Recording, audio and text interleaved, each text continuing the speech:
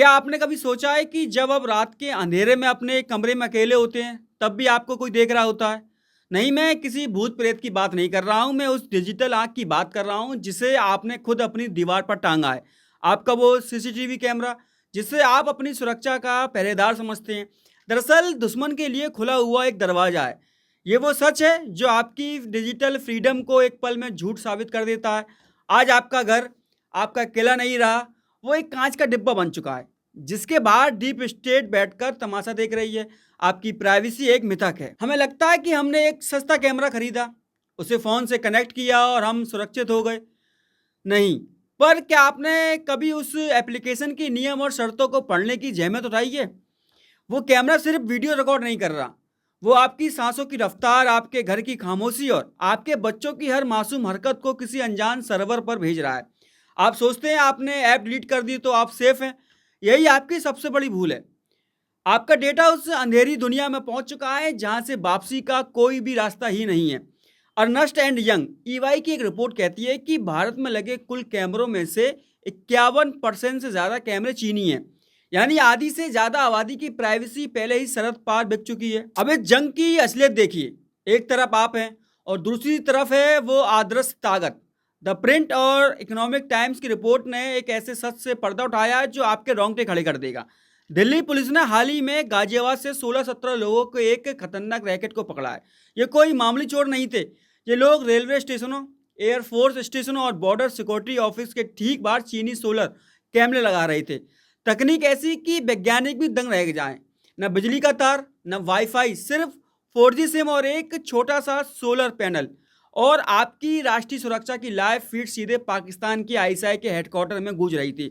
इन लोगों को महज 16,000 रुपये देकर बरगलाया गया कि ये नगर पालिका का काम कर रहे हैं। सोचिए कितनी आसानी से हमारी सुरक्षा के साथ खिलवाड़ किया जा रहा है। इतिहास खुद को दोहराता है। ईरान के सुप्रीम लीडर खमेनाई की सुरक्षा में सेंध कैसे लगी? जवाब उन ट्रैफिक कैमरों में छिपा था जिन्हें CIA और मोसाद जैसी ताकतों ने हैक कर लिया था। आज भारत में भी वही ईरानी मॉडल दिख रहा है। खुद डीआरडीओ के दफ्तरों से जब तपस यूएवी के प्रदर्शन की तस्वीरें आईं तो बैकग्राउंड में हिकविजन के कैमरे चमक रहे थे।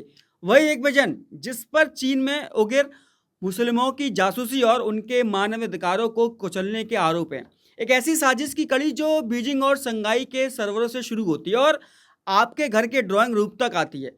पर इस खेल का असली मास्टरमाइंड कौन है? वो राज अभी पर्दे के पीछे ही है। एक अंधेरा कमरा, चारों तरफ सन्नाटा और दूर बैठा एक ऑपरेटर सिर्फ एक बटन दबाता है और आपका कैमरा उसके कंट्रोल में होता है। सरकार ने खतरे की गंभीरता को समझते हुए 1 अप्रैल से STQC सर्टिफिकेशन को अनिवार्य कर दिया है। इकोनॉमिक टाइम्स के अनुसार अप्रैल 2026 तक भारत इन चीनी कैमरों पर पूरी तरह प्रतिबंध लगा देगा। दिल्ली सरकार ने तो 2 लाख कैमरे हटाने की तैयारी भी शुरू कर दी है। लेकिन क्या ये काफ़ी है? हिकविजन, धग्वा और TP लिंक जैसे ब्रांड्स हमारे डिजिटल खून में घुल चुके हैं। जब तक हम एक एक सेंसिटिव लोकेशन से इन्हें उखाड़ नहीं फेंकते, तब तक ये टिक टिक करता बम कभी भी फट सकता है। अब वक्त है उस कड़वे सच का सामना करना। ये कैमरे आपकी सुरक्षा के लिए नहीं, बल्कि आपकी साइकोलॉजी को गुलाम बनाने के लिए लगाए गए। अमेरिका, UK और कनाडा ने इन्हें नेशनल सिक्योरिटी रिस्क बताकर बाहर का रास्ता दिखा दिया। ये सिर्फ सर्विलांस नहीं है, ये ह्यूमन मैनिपुलेशन का दुनिया का सबसे बड़ा प्रोजेक्ट है।